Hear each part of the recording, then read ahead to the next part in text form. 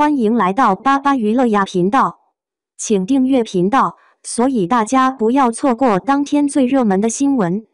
我们今天的时事通讯包括以下内容：杨紫与肖战从国色芳华到藏海传的表演碰撞。01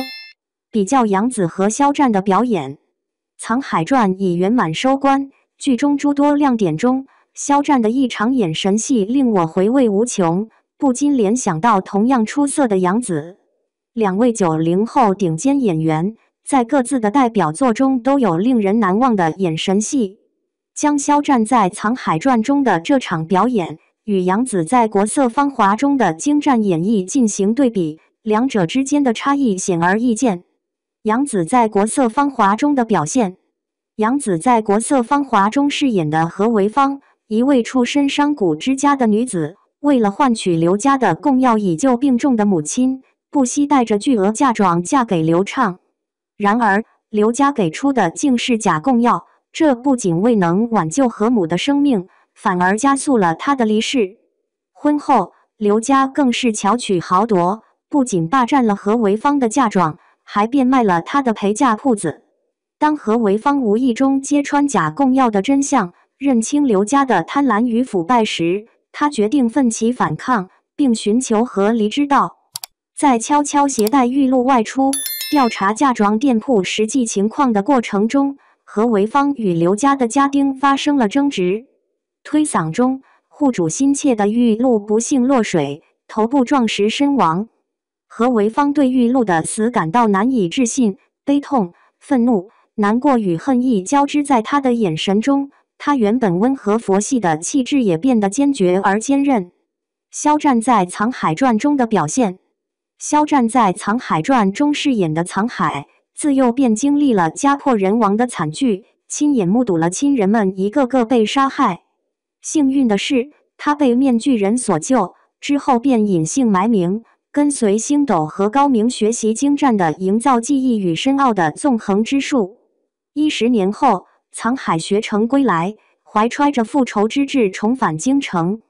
在不经意间，他与枕楼老板香岸图相遇，并成为了挚友。香岸图对藏海屡次伸出援手，甚至不惜冒险亲自为他除掉了路禁。当藏海被平津侯推荐为钦天监正时，香岸图更是带着厚礼，不落人话柄的前来祝贺。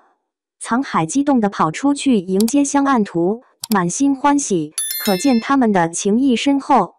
在轻松的闲谈之后，香岸图婉转地提出了他此次造访的第二个目的，询问藏海是否有话想对他说。藏海略感迟疑，他请求香岸图给予他时间来认真思考，再给出明确的答复。此刻，他们之间流露出一种微妙的氛围，仿佛超越了单纯的友情，却又未达到恋人的境界。高处不胜寒，高明默默观察着藏海与香岸图的相处，他的眉头紧锁，显然是在担忧藏海可能难以抵挡香岸图的魅力。他自言自语道：“这将是一场大考，他能否通过，还真不好说。”高明深知杀人诛心的厉害，为了彻底断绝藏海与香岸图之间的情缘，他决定采取行动。当晚，高明带着藏海返回了他小时候生活过的蒯府，那是一个荒芜没落的地方。在返回的路上，高明特意唤起了藏海儿时的记忆，智奴，该回家了。藏海回到家，过往的记忆如画卷般展开在他脑海中，悲痛之情涌上心头，他忍不住掩面痛哭。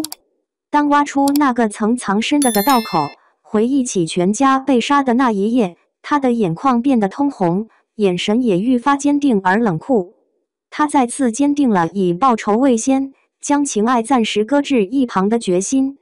同时，为了避免连累香岸图，他彻底摒弃了之前那份温情脉脉的模样。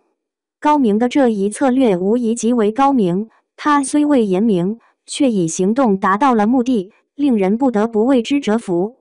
02两位演员的背景与成长。杨紫的演艺之路。杨紫在《国色芳华》中的眼神戏份表现出色，令人赞叹其演技的显著提升。他2025年出生于北京，自2025年因在《家有儿女》中饰演夏雪儿声名鹊起后，便踏上了演艺之路。面对多次因知名度不足而被换角的困境，他从未放弃，反而以更加坚定的姿态迎接挑战。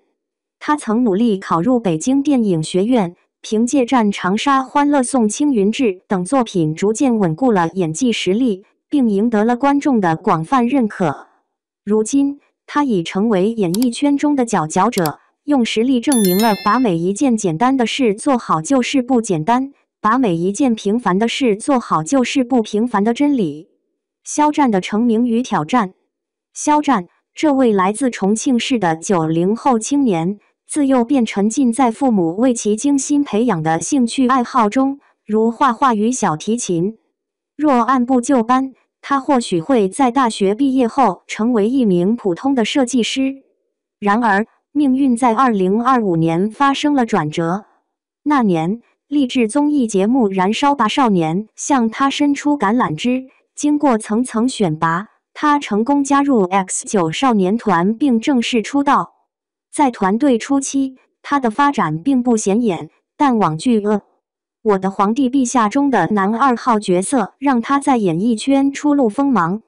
随着这部剧的热播，肖战主演的《陈情令》中的魏无羡一角更是让他大放异彩，将角色的潇洒与悲情演绎得淋漓尽致，从而收获了众多粉丝，稳固了顶流地位。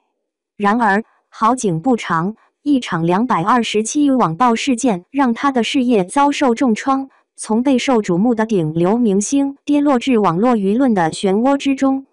面对困境，他选择沉下心来，专注于演技的磨练，投身于话剧的表演艺术之中。